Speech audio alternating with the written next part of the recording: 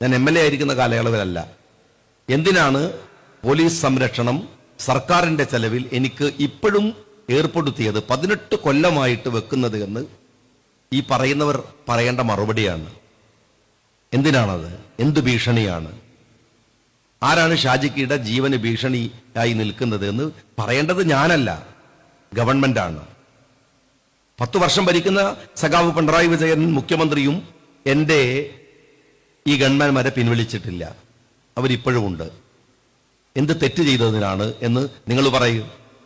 ഞാൻ ഈ രാജ്യത്തിലെ മതതീവ്രവാദികളോട് കോംപ്രമൈസ് ചെയ്യാതെ പൊരുതിയതിന്റെ ഫലമായി അപകടപ്പെടും ജീവിതം എന്ന് ഗവൺമെന്റ് മനസ്സിലാക്കി അവരുടെ ഉത്തരവാദിത്വത്തിൽ വെച്ച പോലീസുകാരാണത്. ഞാൻ ആവശ്യപ്പെട്ടിട്ടില്ല. ഒരു വെള്ളക്കടലാസ് എനിക്ക് പോലീസ് സംരക്ഷണം വേണമെന്ന് പറഞ്ഞിട്ടില്ല. ഞാൻ പ്രവർത്തിക്കുന്ന ജീവിതത്തിനകത്ത് അങ്ങനെ ഒരു ആവശ്യവും ഞാൻ ഉന്നയിച്ചിട്ടില്ല. അഴീക്കോട് ഞാൻ ചെല്ലുമ്പോൾ എനിക്കെതിരെയുള്ള ആരോപണം ഞാൻ സമുദായത്തെ ഒറ്റുകൊടുക്കുന്നവനാണ്, RSSകാരനാണ്, മോദി ഭക്തനാണ്, കുമ്മനം ഷാജിയാണ്, ഒറ്റുകാരൻ ഷാജിയാണ്, വിശകല ടീച്ചറുടെ അനുജനാണ്. അതുകൊണ്ട് മുസ്ലിം വിരുദ്ധനായ ഷാജിയെ തോൽപ്പിക്കാൻ ഞങ്ങളുടെ വോട്ട് CPMന് കൊടുക്കുന്നതാണ് അന്ന് പറഞ്ഞത്. ആ കാലം കഴിഞ്ഞു. രണ്ടാമത്തെ തെരഞ്ഞെടുപ്പിലേക്ക് ഞാൻ മത്സരിക്കുന്ന സമയം വന്നപ്പോൾ എന്നെക്കുറിച്ച് പറഞ്ഞൊരു കാര്യം, CPMകാരെ കുറിച്ച് നിങ്ങൾ മനസ്സിലാക്കേണ്ട ഒരു കാര്യമാണ് ഞാൻ പറയുന്നത്. പറയുന്നതിൽ പോലും ഒരു വ്യക്തത ഉണ്ടാവില്ല. എന്നെക്കുറിച്ച് പരസ്യമായി പ്രസംഗിച്ച പ്രസംഗന്റെ കയ്യിലുണ്ട് CPMന്റെ നേതാവ്. എന്താണെന്നറിയോ? കാരണം ഞാൻ മത്സരിച്ചത് അഴീക്കോടാണ്. 20-നും 25% ഇടയിലാണ് അവിടുത്തെ മുസ്ലിം പോപ്പുലേഷൻ. അത്രേ മുസ്ലിങ്ങളുള്ളൂ. അപ്പൊ അവിടെ എനിക്ക് എന്നെ എന്താക്കണം? ഒരു മുസ്ലിം തീവ്രവാദിയാക്കണം. അവിടെ രണ്ടാമത്തെ തെരഞ്ഞെടുപ്പിൽ അവർ മനസ്സിലാക്കി. ആദ്യം ഞാൻ മുസ്ലിം വിരുദ്ധനായി, അത് ചെലവായില്ല, ഞാൻ ജയിച്ചു. രണ്ടാമത്തെ തെരഞ്ഞെടുപ്പ് വന്നപ്പോൾ പറഞ്ഞത് ഷാജി ഇടത്തോട്ട് മുണ്ടുടുക്കുന്ന ആളാണ്, പരസ്യമായി പ്രസംഗിക്കുകയാണ്. അപ്പോഴാണ് ഞാനും ആലോചിക്കുന്നത്, ഇടത്തോട്ട് ഇപ്പൊ കുഞ്ഞാലുട്ടി സാഹിബ് ഇറങ്ങിപ്പോയി, ഞാൻ ഇടക്കിടക്ക് ശ്രദ്ധിക്കാറുണ്ട്, അദ്ദേഹം സ്ഥിരമായിട്ട് വലത്തോട്ടാണ് മുണ്ടെടുക്കുക. ഈ ഇടത്തോട്ട് മുണ്ടെടുക്കുന്നവനാണ് എന്ന് പ്രസംഗിക്കുന്ന CPM നേതാക്കന്മാരാണ്. സത്യത്തിൽ ഞാനൊക്കെ വിദ്യാർത്ഥി രാഷ്ട്രീയ രംഗത്ത് ഇവിടെ KSUയിലൂടെ ഒക്കെ വളർന്നു വന്നിട്ടുള്ള റിയാസിനെ പോലുള്ള ആളുകളും ഒക്കെ ഇവിടെ ഉണ്ട്, മജീദ് ഖാനെ പോലത്തെ ആളുകളൊക്കെ ഉണ്ട്. നമ്മളൊക്കെ എങ്ങനെയായിരുന്നു മുണ്ടെടുക്കുക വെച്ചാൽ, ഒരു മുണ്ടുണ്ടാവുക. അന്ന് MSY നടക്കും, ഒറ്റ പോക്കാണ് വീട്ടിൽ നിന്ന് ഇറങ്ങിയിട്ട്. അങ്ങനെ ഒരു മുണ്ടെടുത്ത് ഇങ്ങനെ കഴിയുമ്പോൾ പിറ്റേ ദിവസം അവിടെയൊക്കെ ചളിയായിട്ടുണ്ടാകുമ്പോൾ ആ മുണ്ടൊന്ന് തിരിച്ചെടുക്കും. അപ്പൊ ആദ്യം എടുക്കുമ്പോൾ ഇത് വലതു ഭാഗത്തേക്കാണ്, രണ്ടാമത് തിരിച്ചെടുക്കുമ്പോൾ ഇത് ഇടതു ഭാഗത്തേക്കാകും. പിന്നെ ഈ അരയിൽ ഇങ്ങനെ ചുളിയുമ്പോൾ നമ്മളൊന്നൊരു വെള്ളമൊക്കെ കൂട്ടിയിട്ടൊന്ന് കുടഞ്ഞിട്ട് ആ മുണ്ട് നേരെ പിടിച്ചിട്ട് മുകളിലേക്കാട്ട് അരയിലുണ്ടായിരുന്ന ഭാഗം താഴെയായിട്ടൊക്കെ മുണ്ടെടുക്കും. അധ്വാനിച്ചിട്ട് വിദ്യാർത്ഥി യുവജന പ്രസ്ഥാനത്തിലൊക്കെ പ്രവർത്തിക്കുമ്പോണ്ടാകുന്ന ഒരു ബുദ്ധിമുട്ടാണ്. അല്ലാതെ മുഖ്യമന്ത്രിയുടെ മോളെ കെട്ടിയാൽ ഈ പനി ഉണ്ടാവില്ല, ആ ബുദ്ധിമുട്ടില്ലാതെ ജീവിച്ചു പോകാൻ പറ്റും. ഞങ്ങളൊക്കെ വിദ്യാർത്ഥി രാഷ്ട്രീയ രംഗത്ത് കഷ്ടപ്പെട്ട് അങ്ങനെ പോയിരുന്ന ഒരു കാലമുണ്ട്. അപ്പൊ ഈ എവിടെയാണ് ഈ മുണ്ടെടുക്കുക? പണ്ടത്തെ കാലത്ത് മലപ്പുറത്തെ നമ്മളെ കാരണവന്മാരോട് ചോദിച്ചാൽ പറയും, എന്തിനാ ഈ ഇടത്തോട്ട് മുണ്ടെന്ന് വന്നത് നിങ്ങൾക്കറിയോ? എന്നുവെച്ചാൽ നമ്മൾ ഈ ഇടത്ത് ഭാഗത്ത് നിന്ന് മൂത്രമൊഴിച്ചാൽ അന്ന് ഒരു സ്ഥലത്ത് കഴുകാൻ സൗകര്യം ഉണ്ടാവില്ല, മനരിക്കാതെ അന്ന് പറയാം. അപ്പൊ അതിന്റെ ഒരു സൗകര്യത്തിന് വെള്ളവും തേടി പോകുന്നത് വരെ തൽക്കാലം ആ മൂത്രത്തുള്ളികൾ ദേഹത്ത് വീഴാതിരിക്കാനുള്ള ഒരു തന്ത്രത്തിന്റെ ഭാഗമായിട്ടാണ് അന്നത്തെ ആളുകൾ ഇങ്ങനെ പിടിക്കുന്നത്. അല്ലാതെ ഇതൊരു മോശപ്പെട്ട പണിയൊന്നല്ല. അതിനെ എന്നിട്ട് പറയാണ്, ഒരു മുസ്ലിം ഐഡന്റിറ്റി ആയിട്ട് ഇവർ പറയാണ് KM ഷാജി വലത്തോട്ട് മുണ്ടെടുക്കുന്നവൻ. അഴീക്കോട് പ്രസംഗിച്ചതാണ്. നിങ്ങൾ മനസ്സിലാക്കണം. എന്നെ ഒരു കുഴപ്പക്കാരനായി ചിത്രീകരിക്കാൻ രണ്ടാമത്തെ തെരഞ്ഞെടുപ്പിൽ. എന്നിട്ട് പറഞ്ഞു, സിറാത്തിന്റെ പാലം കടക്കണമെങ്കിൽ നിങ്ങൾ എനിക്ക് വോട്ട് ചെയ്യണമെന്ന്. ഞാൻ നോട്ടീസ് അടിച്ചു എന്ന്. ഞാൻ സമസ്തയുടെ മദ്രസയിൽ, ഏതായാലും മദ്രസയിൽ 10ാം ക്ലാസ് പഠിച്ച, അത് കഴിഞ്ഞിട്ടും ഇസ്ലാമിക പഠനത്തിന് വേറെ കോളേജിൽ പോയിട്ടുള്ള ഒരാളാണ് ഞാൻ. 1ാം ക്ലാസ് പഠിച്ച ഏതെങ്കിലും ഒരു മദ്രസയിൽ പഠിച്ച കുട്ടി പറയോ സിറാത്തിന്റെ പാലെന്ന്? സിറാത്ത് പാലെന്ന് പറയും, സിറാത്തിന്റെ പാലം എന്ന് പറയില്ല. കാരണം എന്താണ്? സിറാത്ത് എന്ന് പറയുന്ന ഏതൊരു കമ്പനിയാണ്, ഓലുണ്ടാക്കിയ പാലെന്നാണ് ഈ നോട്ടീസ് അടിച്ച നികേഷ് കുമാർ എന്ന് പറയുന്ന പെരുംകള്ളനായ രാഷ്ട്രീയക്കാരൻ വിചാരിച്ചത്. CPMകാരൻ. ഒരു മുസ്ലിം അങ്ങനെ പറയൂല. മുസ്ലിം പറയാ സിറാത്ത് പാലെന്നാണ്. സിറാത്തിന്റെ പാലം എന്നൊക്കെ പറഞ്ഞ് കള്ള നോട്ടീസ് അടിച്ചിട്ട് അത് ഷാജി അടിച്ചതാണ് എന്ന ആക്ഷേപം ഉന്നയിക്കുകയാണ് രണ്ടാമത്തെ തെരഞ്ഞെടുപ്പിൽ. മൂന്നാമത്തെ തെരഞ്ഞെടുപ്പിൽ ആക്രമണമായിരുന്നു. ഷാജി പൈസ കട്ടു, അഴിമതിക്കാരനാണ്, കുഴപ്പക്കാരനാണ്, ഭയങ്കരനാണ് എന്ന് പറഞ്ഞ് എൻ്റെ വീട് 3 തവണ റൈഡ് ചെയ്തു. എൻ്റെ കുടുംബത്തെ ഭീകരമായി ഒക്കെ നിങ്ങൾക്ക് അറിയാവുന്നതാണ്, ഭീകരമായി പീഡിപ്പിച്ചു. എന്നെ ഉപദ്രവിക്കാത്ത പ്രശ്നങ്ങളില്ല. വലിയ സാമ്പത്തിക ബാധ്യതകൾ ഉണ്ടാക്കി വെച്ചു. ലക്ഷക്കണക്കിന് രൂപ സുപ്രീം കോടതിയിലെ കേസുകൾക്ക് വേണ്ടി ചെലവഴിച്ചു. ഒരുപാട് ജീവിതത്തിൽ വലിയ പ്രയാസം. ഒരിക്കലും ഞാൻ സങ്കടപ്പെടുകയോ ഒരു നിമിഷം പോലും പതറുകയോ ഒന്നും ചെയ്തിട്ടില്ല. കാരണം അങ്ങനെ പതറാനുള്ളതല്ല ജീവിതമെന്ന് കൃത്യമായിട്ട് അറിയുന്നത് കൊണ്ടും ഇത്തരം തല്ലിപ്പൊളികളുടെ മുമ്പിൽ ഒരു ദിവസം തലകുനിച്ച് ജീവിക്കുന്നതിനേക്കാൾ നല്ലത് ഈ മണ്ണിൽ നിന്ന് പിടഞ്ഞു മരിച്ചു വീടുന്നതാണ് എന്ന് വിചാരിക്കുന്നത് കൊണ്ട് ഒരു സർക്കാർ പോരാട്ടത്തിന്റെ മുമ്പിൽ ഞാൻ തലകുനിക്കാതെ അവർക്കെതിരെ പൊരുതി തന്നെ നിന്നു. അങ്ങനെ തന്നെ നിന്നു. ഞാൻ കഴിഞ്ഞ തെരഞ്ഞെടുപ്പിൽ നോമിനേഷൻ കൊടുക്കുമ്പോൾ വക്കീലന്മാരുടെ ഒരു പടയായിരുന്നു വന്നിരുന്നത്. കാരണം അത്രക്ക് കേസാണ്, 10-20 കേസ് ഉണ്ടായിരുന്നു. ഇന്നിപ്പോൾ നോമിനേഷൻ അംഗീകരിച്ചു വൈകുന്നേരം. ഒരു പ്രശ്നമില്ല, 3 കേസേ ഉള്ളൂ, ബാക്കിയൊക്കെ തീർന്നു. എങ്ങനെ തീർന്നെന്നറിയോ? ഞാൻ വർഗീയവാദി എന്ന് നിങ്ങൾ വിളിച്ചത്, ഞാൻ അഴിമതിക്കാരൻ എന്ന് വിളിച്ചത്, ED ഉണ്ടാക്കിയ കേസ്, നിങ്ങൾ ഉണ്ടാക്കിയ കേസ് കേരളത്തിന്റെ സുപ്രീം കോടതി ചവറ്റുകൊട്ടയിലേക്ക് വലിച്ചെറിഞ്ഞിട്ടാണ് ഞാൻ നിങ്ങളുടെ മുമ്പിൽ ഒരു തെരഞ്ഞെടുപ്പിന്റെ മുമ്പിൽ വന്നു നിൽക്കുമ്പോൾ ഇപ്പൊ എനിക്ക് അതിന്റെ ഒരു സന്തോഷം വളരെ ശക്തമായിട്ടുണ്ട്. ഇപ്പൊ കഴിഞ്ഞ ഒരു 1.5 മാസം മുമ്പാണ് എൻ്റെ വീട്ടിൽ, നിങ്ങൾ മനസ്സിലാക്കണം, 10 കൊല്ലായിട്ട് ഞാൻ വീടെടുത്തിട്ട്, ഏറ്റവും നന്നായിട്ട് വീടെടുത്ത്, നല്ല പെർഫെക്റ്റ് ആയിട്ട് കോഴിക്കോടത്തെ എഞ്ചിനീയറെ കൊണ്ട് വീടുണ്ടാക്കിച്ചിട്ട് എൻ്റെ വീടിന് നമ്പർ തരുന്നത് 10 കൊല്ലം കഴിഞ്ഞിട്ടാണ്. 1.5 മാസം മുമ്പാണ് എനിക്കത് കിട്ടുന്നത്. അതും സുപ്രീം കോടതിയിൽ, ഹൈക്കോടതിയിൽ പോയിട്ടാണ് ഞാനത് വാങ്ങുന്നത്. ഉപദ്രവിക്കാവുന്നതിൻ്റെ പരമാവധി ഉപദ്രവിച്ചു. ഞാൻ ഒരു കാര്യം നിങ്ങളോട് പറയുന്നു, ഒരൊറ്റ കാര്യം ഞാൻ നിങ്ങളോട് പറയട്ടെ. നിങ്ങൾ ഇപ്പോൾ അവസാനം ഇന്നലെയും പ്രസംഗിക്കുമ്പോൾ പറഞ്ഞു ഞാൻ ഒരു വർഗീയത പറയുന്ന ആളാണ്, വർഗീയവാദിയാണ്. ഞാൻ എന്താണ് വർഗീയത പറഞ്ഞത് എന്ന് നിങ്ങളൊന്ന് പറഞ്ഞു തരണം. 4 വർഷം മുമ്പ് കോഴിക്കോട് കടപ്പുറത്ത് ഒരു റാലി നടക്കുന്നു വഖഫ് ബോർഡുമായി ബന്ധപ്പെട്ട വിഷയത്തിൽ, വഖഫുമായി ബന്ധപ്പെട്ട വിഷയത്തിൽ. ആ റാലിയിൽ ഞാൻ നടത്തിയ പ്രസംഗം, ഞങ്ങൾ സുഹൃത്തുക്കളൊക്കെ രാവിലെ ഇരുന്ന് ഇങ്ങനെ ആലോചിക്കുമ്പോൾ പ്രസംഗിക്കേണ്ടത് എന്ത് എന്ന് ചിന്തിക്കുമല്ലോ. എൻ്റെ മനസ്സിനെ വല്ലാതെ അലട്ടിയ ഒരു പ്രശ്നമുണ്ട് അന്ന്. അന്നത്തെ തലേ ദിവസം കാസർഗോഡ് ഗവൺമെന്റ് കോളേജിലെ പ്രിൻസിപ്പള്, അവരുടെ ഒരു പത്രസമ്മേളനം ഉണ്ടായിരുന്നു. ആ പത്രസമ്മേളനത്തിൽ പ്രിൻസിപ്പൾ പറയാണ്, ഈ കോളേജ് നശിച്ചുകൊണ്ടിരിക്കുകയാണ്. കോളേജിന്റെ പിന്നാമ്പുറത്തൊരു ഒഴിഞ്ഞ സ്ഥലമുണ്ട്. ആ സ്ഥലത്ത് SFIക്കാരുടെ പരാക്രമമാണ്. കുറെ പെൺകുട്ടികളും ആൺകുട്ടികളും പരസ്യമായി മയക്കുമരുന്നുകൾ ഉപയോഗിക്കുന്നു, മദ്യം കഴിക്കുന്നു.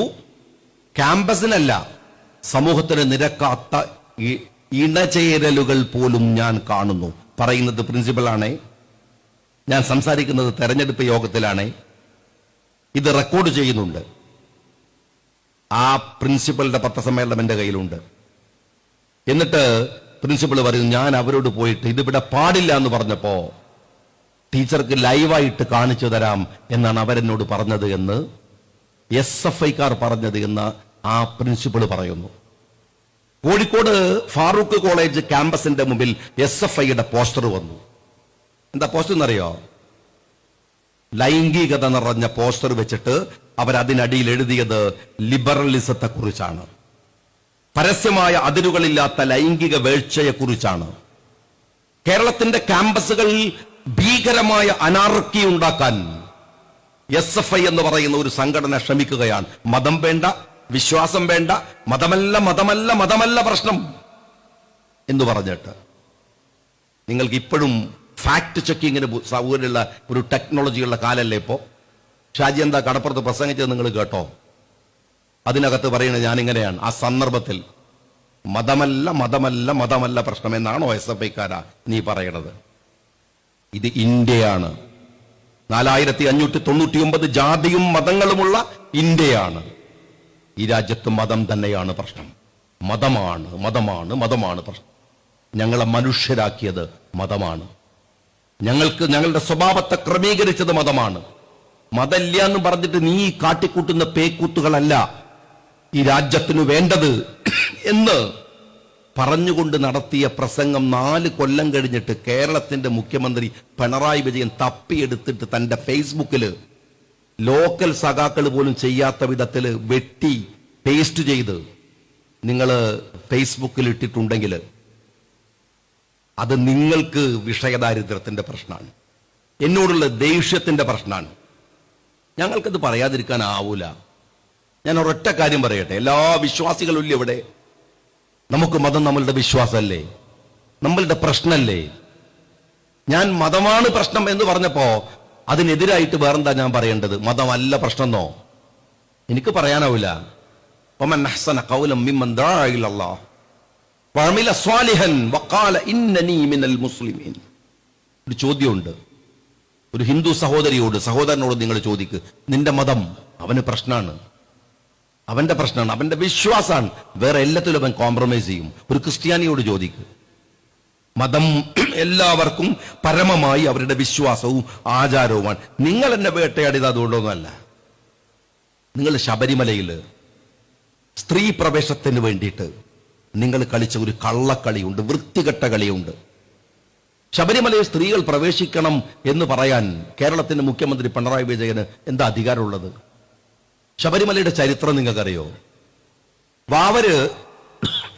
വാവരും അയ്യപ്പനും നമ്മളുടെ ബന്ധവും സ്നേഹമൊക്കെ നമ്മൾ കുറെ പ്രസംഗം കേട്ടിട്ടുണ്ട്.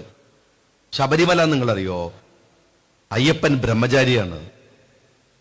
ബ്രഹ്മചാരി ആയതുകൊണ്ട് അവരുടെ വിശ്വാസമാണ് 10 വയസ്സിന് താഴെയുള്ള 50 വയസ്സിനു മുകളിലുള്ള സ്ത്രീകളെ വരാൻ പാടുള്ളൂ. ആർത്തവ കാലത്തിലൂടെ കടന്നു പോകുന്ന സ്ത്രീകൾ അവിടെ വരരുത്. അയ്യപ്പന് കോപമുണ്ടാകും, ക്ഷേത്രത്തിന്റെ ആചാരങ്ങൾ ലംഘിക്കപ്പെടും.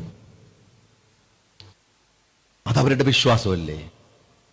ആ വിശ്വാസിക്കാൻ അവർക്ക് അധികാരമില്ലേ? എന്നിട്ട് അതിന്റെ പേരിൽ നിങ്ങൾ വനിതാ മതിലുണ്ടാക്കി, നവോത്ഥാന മതിൽ. നിങ്ങൾ മനസ്സിലാക്കണം, എനിക്കതിൽ സങ്കടമൊന്നുമില്ല, നിങ്ങൾ ഉണ്ടാക്കിക്കോ. പക്ഷെ എന്നെ സങ്കടപ്പെടുത്തിയ ഒരു കാര്യമുണ്ട്. ആ മതിലിൽ അന്തവും കുന്തവും അറിയാതെ ഈ CPM-ന്റെ കൊടിയും പിടിച്ചിട്ട് കുറെ മുസ്ലിം പെണ്ണുങ്ങൾ പോയി നിന്നു. പാത്തുമ്മയും സുബൈദയും ഒക്കെ പർദ്ദയിട്ടിട്ട് ശബരിമലയിൽ പെണ്ണുങ്ങൾ കയറണം എന്ന് പറഞ്ഞിട്ട് ജാഥയിൽ നിന്നു. ഞാനന്ന് പ്രസംഗിച്ചു, സഭയുടെ അകത്തും പ്രസംഗിച്ചു, പുറത്തും പ്രസംഗിച്ചു. ഞാൻ ചോദിച്ചത് ഇതാണ്, ശബരിമലയിൽ പാത്തുമ്മക്ക് എന്താ കാര്യം? ഹിന്ദുക്കളുടെ വിശ്വാസത്തിൽ ഇടപെടാൻ സുബൈദക്ക് എന്താ കാര്യം?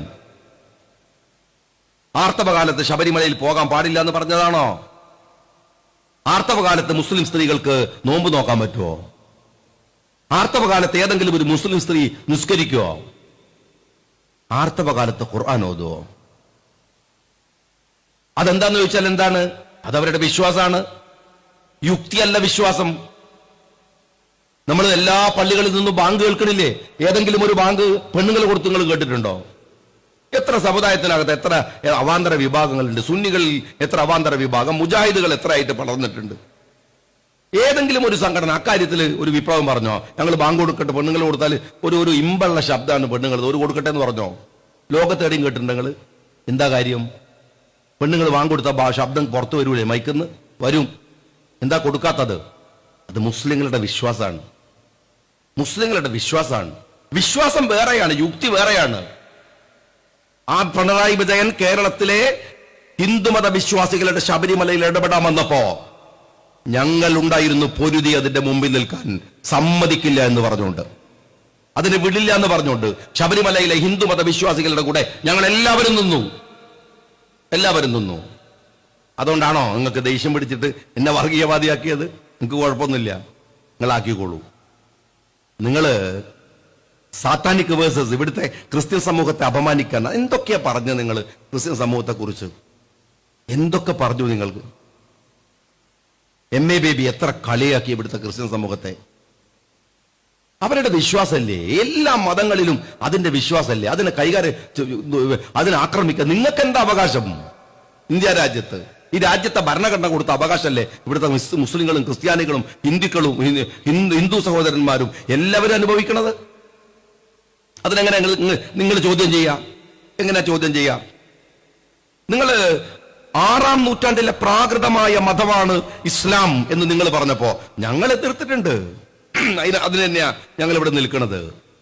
ഈ മലപ്പുറം ജില്ലയെ, ഞാൻ മലപ്പുറം ജില്ല, എന്റെ വാപ്പയൊക്കെ മലപ്പുറം ജില്ലയാണ്. ഞങ്ങൾ വയനാട്ടിലേക്ക് മലപ്പുറത്ത് കുടിയേറിയ ആളുകളാണ്. പക്ഷെ എന്നാലും ഞാൻ വയനാട്ടുകാരനാണ്. ഇപ്പൊ താമസിക്കുന്നത് കോഴിക്കോടാണ്. ഞാൻ പുറത്തു നിൽക്കുന്ന ഒരാൾ എന്നുള്ള എനിക്ക് പറയട്ടെ, ഈ മലപ്പുറം ജില്ലയെ വർഗീയ വൽക്കരിക്കാൻ നടത്തിയ ശ്രമം നിങ്ങൾ എന്താ പറയാത്തത്? ഈ തെരഞ്ഞെടുപ്പില് ഡൽഹിയിൽ വെച്ച് ഹിന്ദു പത്രത്തിന്, ദേശീയ പത്രത്തിന് പിണറായി വിജയൻ കൊടുത്ത അഭിമുഖമുണ്ടല്ലോ, ഇപ്പോഴും ഞാൻ നിങ്ങളുടെ മുമ്പിൽ നിന്ന് പ്രസംഗിക്കുമ്പോഴും ഇന്ത്യയിലെ ഏറ്റവും ക്രിമിനൽ റേറ്റ് ഉള്ള ഡിസ്ട്രിക്ട് നമ്മുടെ മലപ്പുറമാണ്. ആരാ ചെയ്തത്? ആരാ ചെയ്തത്? ഇവിടെ പിണറായി വിജയന്റെ പോലീസല്ലേ? പിണറായി വിജയന്റെ പോലീസല്ലേ? നിങ്ങൾ ഇന്ത്യയിലെ ഏറ്റവും ക്രിമിനൽ സ്റ്റേറ്റ് ആയിട്ട് കൊടകരയിൽ BJP-കാരൻ കൊണ്ടുപോകുന്ന ഹവാല പണം മറച്ചുവെക്കുകയും ഇവിടുത്തെ കരിപ്പൂരിൽ ഇറങ്ങുന്ന ഹവാലയാണ് ലോകത്തിലെ ഏറ്റവും വലിയ ഹവാല എന്ന് പറഞ്ഞിട്ട് അത് മലപ്പുറത്താണ് എന്ന് പറഞ്ഞിട്ട് ആക്ഷേപിക്കുകയും, ഡിപ്ലോമാറ്റിക് ചാനൽ വഴി മുഖ്യമന്ത്രിയുടെ വലതുഭാഗത്തിരിക്കുന്ന ശിവശങ്കരൻ സ്വർണം കടത്തിക്കൊണ്ടിരിക്കുമ്പോ കോഴിക്കോട്ടും കൊച്ചിയിലും തിരുവനന്തപുരത്തും കണ്ണൂരിൽ നിന്ന് സ്വർണം പിടിക്കുമ്പോ അവിടെ ഒന്നുമല്ല സ്വർണം പിടിക്കണത്, മലപ്പുറത്ത് മാത്രമാണ് എന്ന് ഡൽഹിയിൽ പോയി പറയുകയും ചെയ്തത് പിണറായി വിജയനാണ്. ഈ തെരഞ്ഞെടുപ്പിൽ അതിനെക്കുറിച്ച് നിങ്ങൾക്ക് എന്താ പറയാനുള്ളത്? മലപ്പുറത്തെ വർഗീയവൽക്കരിക്കാൻ വേണ്ടി നിങ്ങൾ നടത്തി, ഞങ്ങൾ അതിനെ എതിർത്തിട്ടുണ്ട്. മലപ്പുറത്ത് തീവ്രവാദമാണ്, മലപ്പുറത്ത് കുഴപ്പമാണ്. നിങ്ങൾ ഭീകരമായ, നേരത്തെ റിയാസ് പറഞ്ഞു, ഭീകരമായ അഴിമതി. ഞാൻ ഒരു കാര്യം നിങ്ങളോട് പറയട്ടെ, ഈ മലപ്പുറത്ത് ഒരുപാട് കോൺട്രാക്ടർമാരുണ്ട്. ഞാനിങ്ങനെ ഇങ്ങനെ വോട്ട് ചോദിച്ചിട്ട് ഈ 3-4 ദിവസമൊക്കെ ഇങ്ങനെ നടക്കുമ്പോഴൊക്കെ ഓരോ ചെറുപ്പക്കാരെ കാണും, കോൺട്രാക്ടറാണ് എന്ന് പതുക്കെ ഒരു ഉഷാറില്ലാതെ പറയണത്. ഇന്നലെ പറയുമ്പോൾ ആരും പറഞ്ഞു 10 ലക്ഷം രൂപയിൽ കൂടുതൽ ഒരു ബില്ല് പാസ്സായിട്ട് വർഷമായി. ഈ കോൺട്രാക്ടർമാരെ മുഴുവൻ പറ്റിച്ചിട്ട് ഈ സർക്കാർ ഊരാലുങ്കലിനെ മാത്രം പോറ്റുന്നത് എന്തുകൊണ്ടാണ്? ഞാൻ ചോദിക്കും, കൊക്കിന് ശ്വാസമുള്ളിടത്തോളം ചോദിക്കും. നിങ്ങൾ ഉറപ്പിച്ചോ? അത് നിങ്ങൾ വേങ്ങരയിൽ മത്സരിക്കാൻ വരുന്നു, എവിടെങ്കിലും മത്സരിക്കാൻ പോണെന്ന് കരുതി മിണ്ടാതിരിക്കൂല. കാരണം 10,000-കണക്കിന് വരുന്ന കേരളത്തിലെ കോൺട്രാക്ടർമാരുടെ ജീവിതോപാധിയിലാണ് നിങ്ങൾ ഊരാങ്കിലങ്കൽ എന്ന് പറയുന്ന കമ്മ്യൂണിസ്റ്റുകാരന്റെ കള്ളപ്പണം നിക്ഷേപിക്കുന്ന ഒരു സ്ഥാപനം കൈയിട്ടു വാരിയത്. നിങ്ങൾക്ക് മാത്രം എന്താ കൊമ്പുണ്ടോ അവിടെ? നിങ്ങൾക്ക് ആരും ഓഡിറ്റിംഗ് ഇല്ല, ഉള്ള പോലെ പൈസ എടുക്കാം എന്ന് പറയാൻ? അത് മാത്രമല്ല സഹോദരന്മാരെ, നമ്മളെ നാട്ടിലെ കുട്ടികളുടെ ഒക്കെ ഒരു പുതിയ ഒരു ബിസിനസ് രീതിയുണ്ട്. എന്താ അറിയാം, ഞങ്ങൾ ഒരു ചെറിയ ഹോട്ടലൊക്കെ തുടങ്ങിയാൽ ഉടൻ തന്നെ ഒരു കാറ്ററിംഗ് സർവീസ് തുടങ്ങും, ഒരു ഇവന്റ് മാനേജ്മെന്റ് തുടങ്ങും. കോൺട്രാക്ടർമാരെ മുഴുവൻ ഇവർ തീർത്തു. ഇപ്പൊ എന്താ സ്ഥിതി അറിയോ? കേരളത്തിലെ ഏറ്റവും വലിയ ഇവന്റ് ഗ്രൂപ്പായിട്ട് ഊരാലുകൾ വരികയാണ്. നമ്മളുടെ സാധാ കുട്ടികളുടെ ജീവിതോപാധിയിൽ കൈയിടാൻ അവർ വരികയാണ്. ഞാനിത് ചൂണ്ടിക്കാണിച്ചതാണോ നിങ്ങൾ എന്നെ വർഗീയവാദിയാക്കിയത്? അതിനാണോ? ക്ലിഫ് ഹൗസ് കേന്ദ്രീകരിച്ചിട്ട് മുഖ്യമന്ത്രി നടത്തിയ അഴിമതി ചെറുതല്ല. തമിഴ്നാട്ടിലൊക്കെ ഈ തിരുട്ട് ഗ്രാമം എന്നൊക്കെ പറയുന്ന പോലെ ഈ 10 വർഷം തിരുട്ട് ബംഗ്ലാവ് എന്ന് മാറ്റി വിളിക്കുന്നതായിരുന്നു നിങ്ങളുടെ ക്ലിഫ് ഹൗസിന്റെ പേര്. കാരണം ഒരാളെ ഒന്നല്ലല്ലോ, കുടുംബം അടക്കിയിരുന്ന് കക്കുമായിരുന്നില്ലേ? അത് ഞാൻ പറഞ്ഞത് പുറത്തു വെച്ചിട്ടാ. അഴീക്കോട്ടുകാര് എനിക്ക് തന്ന ഒരു പ്രിവിലേജ് ഉണ്ടായിരുന്നു, MLA എന്നുള്ള നിലക്ക്. അവരെന്നെ നിയമസഭയിലേക്ക് എന്തിനാണ് CPM-മാരോട് പോരടിച്ചിട്ട് 10-20,000 വോട്ടിന് ജയിക്കുന്ന സ്ഥലത്ത് എന്നെ ജയിപ്പിച്ച് നിയമസഭയിലേക്ക് വിട്ടത്? അവിടെ പോയിട്ട് മിണ്ടാതിരിക്കാനാ? അല്ല, ഞങ്ങൾക്ക് വേണ്ടി പോയി പറയുന്നു പറഞ്ഞിട്ടാണ്. ആ ഉത്തരവാദിത്തം ഞാൻ നിയമസഭയിൽ നിർവഹിച്ചു. 2018 മുഖ്യമന്ത്രിയുടെ മുഖത്ത് നോക്കിയിട്ട് ഞാൻ പറഞ്ഞു, നിങ്ങളുടെ മകൾ കള്ളിയാണ് എന്ന് സഭയിൽ വെച്ച് പറയാൻ എനിക്ക് പറ്റി. അതിനങ്ങനെ നോറെ പീഡിപ്പിച്ച നിങ്ങൾ പീഡിപ്പിച്ചു വെച്ചിട്ട് എന്ത് കാര്യം? പറയാനുള്ളത് ഞാൻ പറയണ്ടേ? അതിനാണോ നിങ്ങൾ എന്നെ വർഗീയവാദിയാണ്, കുഴപ്പക്കാരനാണ് എന്ന് നിങ്ങൾ പറഞ്ഞത്? അതിനാണോ നിങ്ങൾ കേരളത്തിന്റെ ക്ലിഫ് ഹൗസിലേക്ക് ചരിത്രത്തിൽ ആദ്യമായി 2 ED നോട്ടീസ് വന്നത് മുഖ്യമന്ത്രിയുടെ മകനും മകൾക്കുമെതിരെയാണ്. ഇത് കേരളത്തിന് അപമാനമായിരുന്നില്ലേ? ഞാൻ നിങ്ങളോട് പറയട്ടെ, RSSന്റെ ഒരു രാഷ്ട്രീയമുണ്ട് ഇന്ത്യ രാജ്യത്ത്. അത് മതാധിഷ്ഠിതമായിട്ടുള്ള ഒരു രാജ്യമാണ്.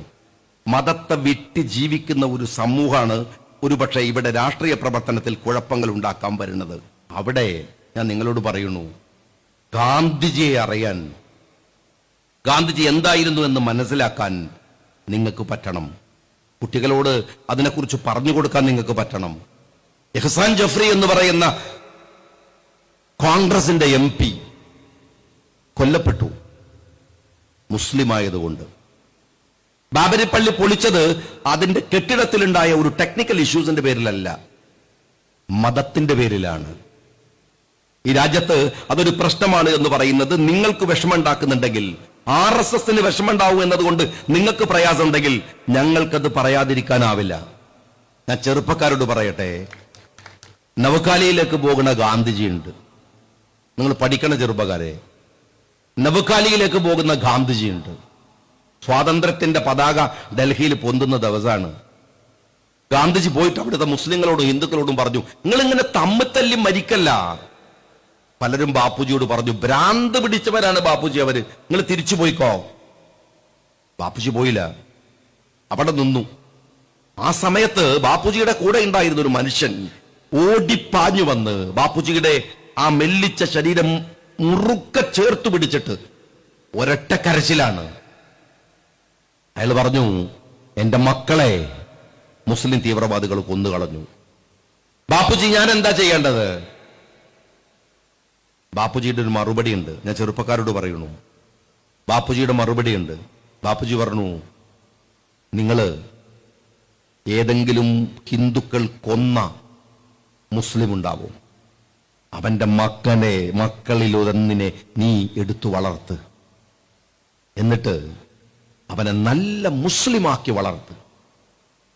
വെട്ടും കൊലയും നടത്തുന്ന മുസ്ലിമായിട്ടല്ല, നല്ല മുസ്ലിമായി വളർത്ത്. ഗാന്ധിജിയുടെ വാക്കായിരുന്നു. ആ ഗാന്ധിജിയെ കൊന്ന ഗോസെ ഇനി കേരളത്തിന്റെ പാഠപുസ്തകങ്ങളിലേക്ക് വരികയാണ്. പാഠപുസ്തകങ്ങളിൽ നിന്ന് ഗാന്ധിജി ഇറങ്ങിപ്പോവാണ്, ഗോസ വരികയാണ്. പാഠപുസ്തകങ്ങളിൽ നിന്ന് നെഹ്റു ഇറങ്ങിപ്പോവാണ്, അവിടെ സവർക്കർ വരികയാണ്.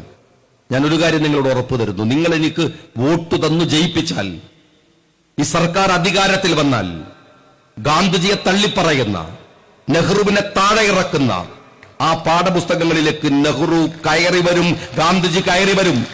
CPM-കാര RSS-ഉം നിങ്ങളും തമ്മിൽ ഡീലുണ്ടാക്കിയ PM ശ്രീ എന്ന പദ്ധതി വലിച്ചു ചവട്ടുകൊട്ടയിലേക്ക് ഞങ്ങൾ എറിയും. അങ്ങനെ ഒരു RSS-ന്റെ പാഠപുസ്തകമൊന്നും മലയാളി പഠിക്കണ്ട. അങ്ങനെ പഠിക്കണമെങ്കിൽ ഈ രാജ്യത്തിന്റെ ജനാധിപത്യം ഇല്ലാതെയാവണം.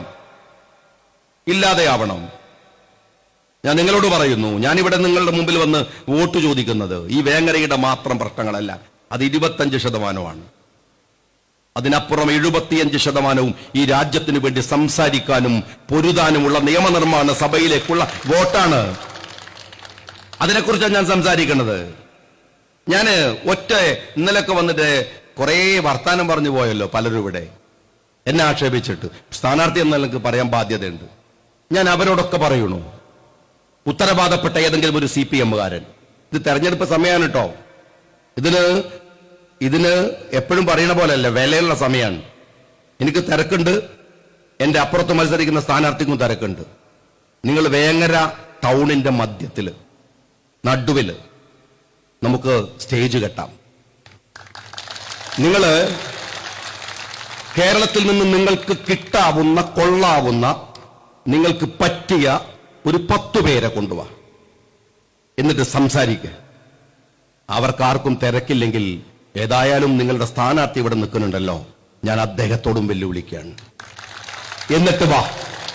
KM ഷാജി ഏതെങ്കിലും ഒരു മതത്തെ ആക്ഷേപിച്ചു, പരിഹസിച്ചു, കുറ്റം പറഞ്ഞു എന്നത് നിങ്ങൾ തെളിയിച്ചാൽ ഞാൻ ഈ ഏർപ്പാട് നിർത്തി വേങ്ങരയിൽ നിന്ന് പോകും. പറ്റുമോ നിങ്ങൾക്ക്? നുണ പറയരുത്. പറയുന്നുണ്ടെങ്കിൽ തിരിച്ചു പറയാൻ പറ്റാത്തവരോട് പോയി പറയണം. അല്ലെങ്കിൽ അത് തിരിച്ചു വരുമെന്ന ബോധ്യമെങ്കിലും ഉണ്ടാവണം. ഞാൻ എല്ലാവരോടും പറയട്ടെ, ഈ തെരഞ്ഞെടുപ്പിന് വലിയ മാനമുണ്ട്. വേങ്ങരക്കാരോട് ഞാൻ പറയട്ടെ, ഞാൻ ഒരുപാട് CPM പൊതുയോഗങ്ങളൊക്കെ കേട്ടിട്ടുണ്ട്. ഇന്നലെ തെരഞ്ഞെടുപ്പ് യോഗം കേട്ടപ്പോൾ എനിക്ക് സങ്കടം തോന്നിപ്പോയി. ഞാൻ CPM-ന്റെ വലിയ വലിയ പോരാട്ടങ്ങളെ കുറിച്ചൊക്കെ കേൾക്കാറ്, ടിയാൻമൻ സ്ക്വയറിനെ കുറിച്ചൊക്കെ ഒരു പറയുന്നത് കേട്ടിട്ടുണ്ട്. പക്ഷെ ആ സ്ക്വയർ ഒന്നും അവർക്ക് ഓർമ്മയില്ല, അവർ വേറെ ഏതോ സ്ക്വയറിനെ കുറിച്ചാണ് സംസാരിക്കുന്നത്. നിങ്ങൾ എത്ര ചെറുതായി പോണത് നിങ്ങൾ എന്താ മനസ്സിലാവാത്തത്? രാഷ്ട്രീയത്തിന് വലിയ മാനമുണ്ട് സഹോദരന്മാരെ. നാളെ രാഹുൽ ഗാന്ധി കോഴിക്കോട് വരികയാണ്. ഒരു സ്റ്റേറ്റ് നഷ്ടപ്പെട്ടാൽ CPM-കാരാ കോൺഗ്രസ് തോറ്റുപോയി എന്ന് പറയുന്നതിൽ ആഹ്ലാദിക്കുന്നത് BJP ആണ്. മുസ്ലിം ലീഗൊക്കെ അതിലൊരു ഘടകകക്ഷി മാത്രമാണ്. ദേശീയ തലത്തിൽ കോൺഗ്രസിന്റെ ഒരു സ്റ്റേറ്റ് പോകുന്നു എന്നതിന് ഒരു മാർക്കറ്റ് ഉണ്ട്, കോടികളുടെ വിലയുണ്ട്. ആ വില നിങ്ങൾ വാങ്ങി വെക്കുന്നുണ്ട് എന്ന് ഞങ്ങൾക്കറിയാം. എന്തിനാ ഈ സ്റ്റേറ്റുകൾ കിട്ടുന്നത്? ഞാൻ ഒറ്റ കാര്യം കൂടെ പറയട്ടെ നിങ്ങളോട്. ഇവിടെ നമ്മളുടെ ഈ വേങ്ങര അങ്ങാടിയിൽ എത്ര ഹോട്ടൽ തുറന്ന് പ്രവർത്തിക്കുന്നതിന് ബുദ്ധിമുട്ടായി തുടങ്ങി നിങ്ങൾക്കറിയോ? ഞങ്ങൾ ഇന്നലെ മലപ്പുറത്ത് ഒരു ഹോട്ടലിൽ ഉച്ചക്ക് ഭക്ഷണം കഴിക്കാൻ പോയി. കട്ടൻ ചായ ചോദിച്ചപ്പോൾ ഉണ്ടായ കാര്യമാണ്. പറഞ്ഞു ഗ്യാസ് തീർന്നു. ഗ്യാസ് കൂടുതൽ ഉപയോഗിക്കുന്ന ഭക്ഷണം ഒരു ഹോട്ടലിൽ സപ്ലൈ ചെയ്യണില്ല. എവിടെയോ നടക്കുന്ന യുദ്ധല്ലേ. നമ്മളുടെ സഹോദരന്മാരും ഗൾഫ് രാജ്യത്തിൽ ബുദ്ധിമുട്ടുന്നുണ്ട്, അതും നമുക്കറിയാം. പക്ഷെ വേങ്ങരയിലേക്ക് ഗ്യാസ് എത്തണില്ല.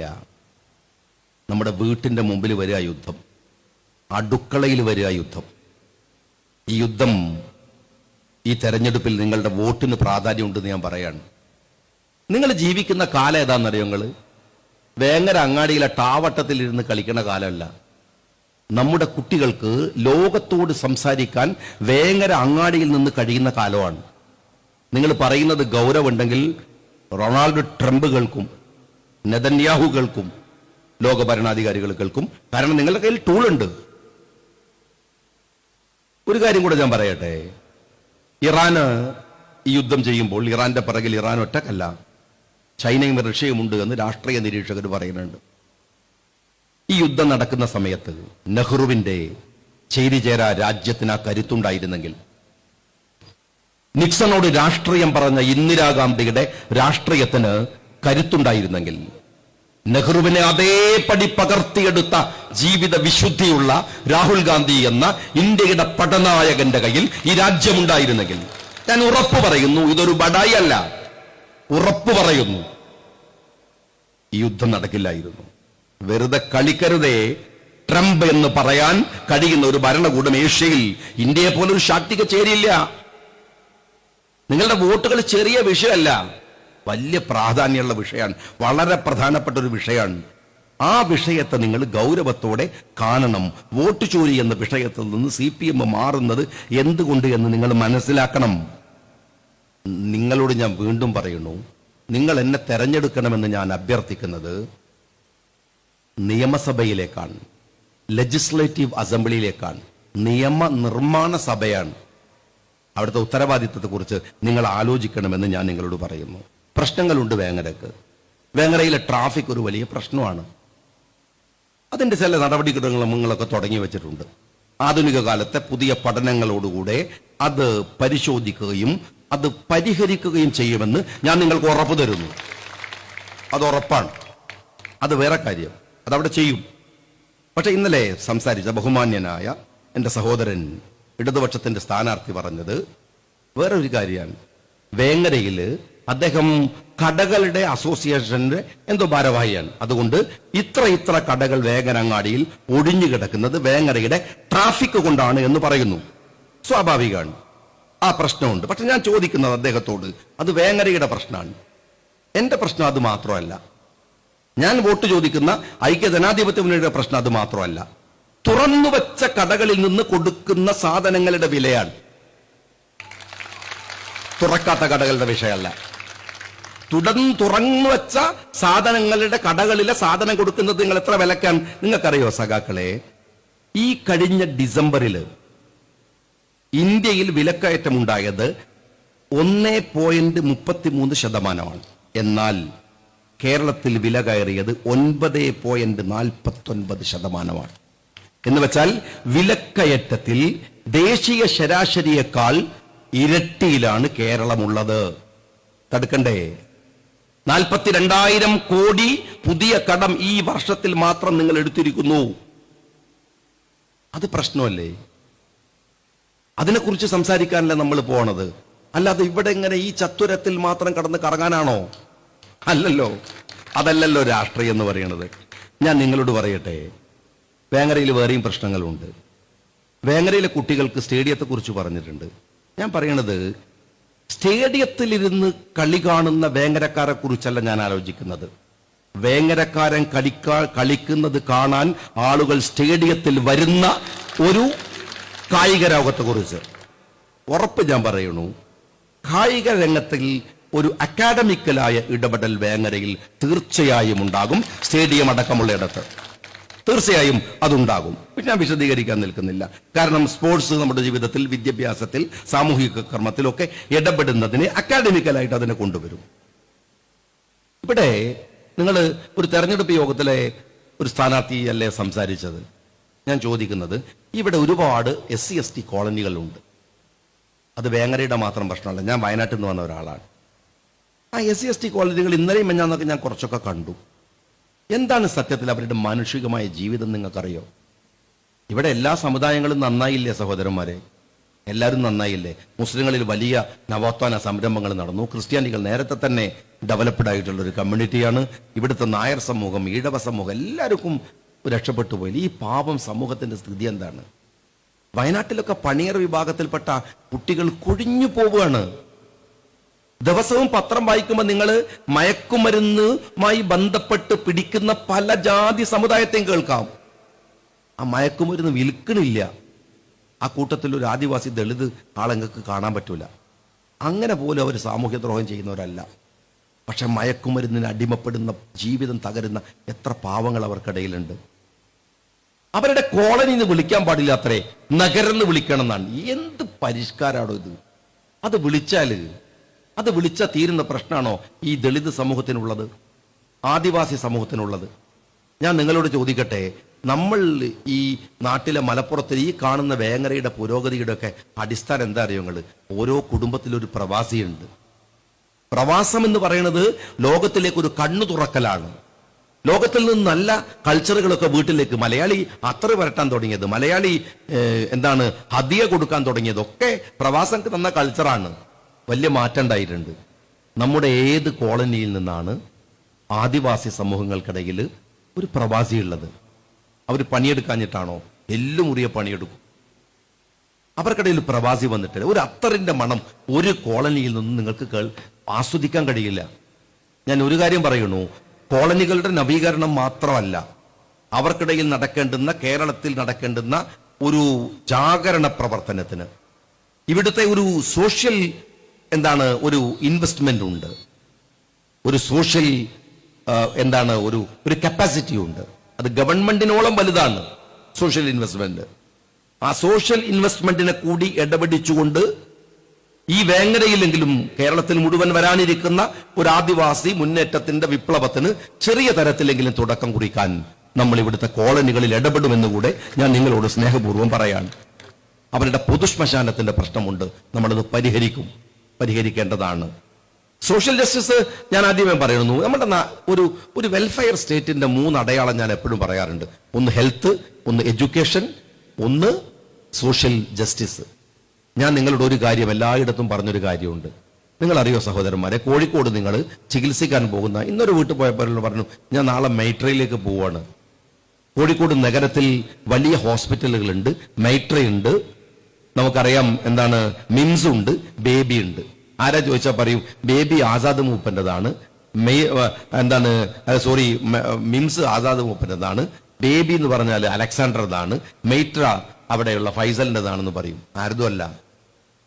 ബേബി പോയി, മൈട്ര പോയി, മിംസ് പോയി.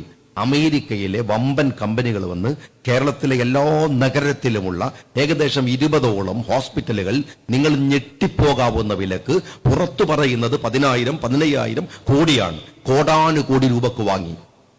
അമേരിക്കൻ മലയാളിയല്ല, അമേരിക്കക്കാരൻ. എഴുതി വെച്ചോളൂ സഹോദരന്മാരെ, നമ്മുടെ നാട്ടിൽ ഏറ്റവും ഭീകരമായ കച്ചവടം നടക്കാൻ പോകുന്നത് ആരോഗ്യരംഗത്താണ്. ആ കച്ചവടത്തില് നിങ്ങൾക്ക് ഒരു രോഗത്തിന് മരുന്ന് തരുമ്പോ വേറെ ഒരു രോഗം വരാൻ കൂടിയുള്ള മരുന്നായി അത് മാറും. രോഗം ഇവർ കൊണ്ടുവരും. ഒരു 10 വർഷം കഴിഞ്ഞാൽ ഇൻഷുറൻസ് കമ്പനി തീരുമാനിക്കും നിങ്ങൾ എത്ര ദിവസം ആശുപത്രിയിൽ കിടക്കണം, എവിടെയാ ഓപ്പറേറ്റ് ചെയ്യേണ്ടത്, എന്താ ചെയ്യേണ്ടത് എന്ന്. അപകടകരമായ പ്രശ്നമാണ്. ഈ പ്രശ്നത്തെക്കുറിച്ച് സംസാരിച്ചുകൊണ്ടിരിക്കുമ്പോഴാണ് നിങ്ങൾ വേങ്ങരയിൽ ചെറിയ രാഷ്ട്രീയം പറയണത്. ഇതൊരു ചെറിയ പ്രശ്നമല്ല. ഇതിനെക്കുറിച്ച് പരിശോധിക്കുന്ന ഒരു വലിയ രാഷ്ട്രീയം ഉണ്ടാവണം. വിദ്യാഭ്യാസം, ഞാൻ അഴീക്കോടിൽ നടത്തിയ വിദ്യാഭ്യാസ രംഗത്ത് നടത്തിയ ഒരു രീതിയുണ്ട്. അതിലേറ്റവും എനിക്ക് സന്തോഷമുള്ള, മാതൃഭൂമിയൊക്കെ പ്രസിദ്ധീകരിച്ച പുസ്തകമുണ്ട് അതിനെക്കുറിച്ച്.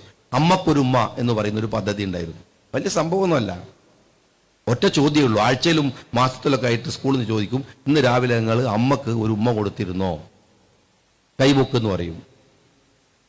അമ്മയിൽ നിന്ന് തുടങ്ങേണ്ടുന്ന ഒരു കൾച്ചറുണ്ട് വിദ്യാഭ്യാസത്തിന്. പണ്ഡിറ്റ് ജവഹർലാൽ നെഹ്റുവിന് 1947 ഓഗസ്റ്റ് 15 രാവിലെ നെഹ്റു ഗാന്ധിജി നവ്ഗാലിയിലേക്ക് പോണതിന് മുമ്പ് ഒരു കത്ത് കൊടുത്തു വിടുന്നുണ്ട്.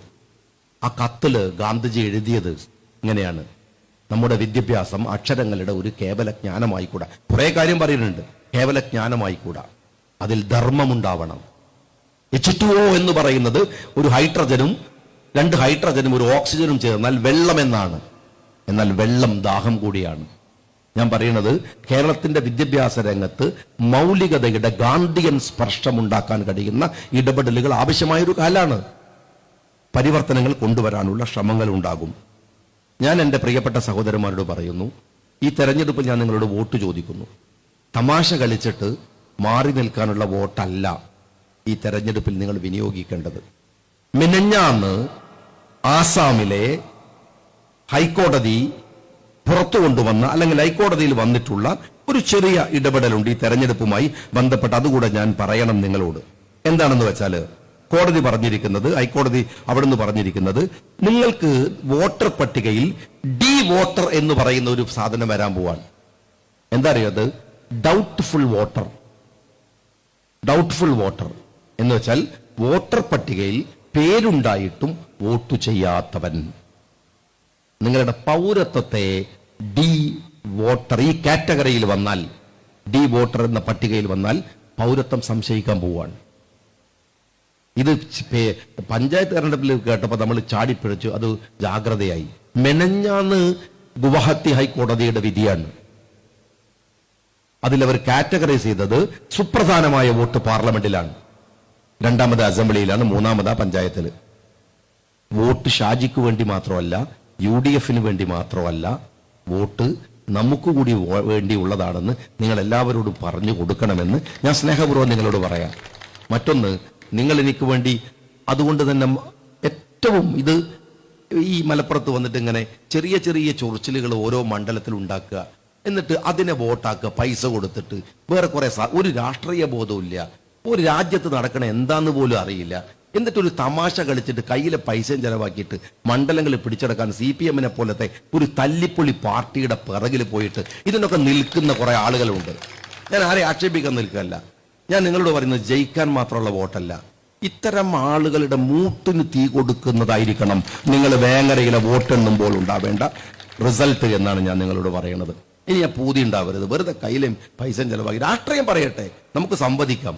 എനിക്ക് അഴീക്കോട് ഇവിടെ വന്നുണ്ടായ ഒരു പ്രശ്നം എന്താ വെച്ചാൽ, ഒരു ഉഷിരും പോലും ഇല്ല. എന്ത് പൊളിറ്റിക്സായി പറയാനുള്ളത്? സത്യമാണ്. എന്താ പൊളിറ്റിക്സ് പറയാനുള്ളത് സഹോദരന്മാരെ?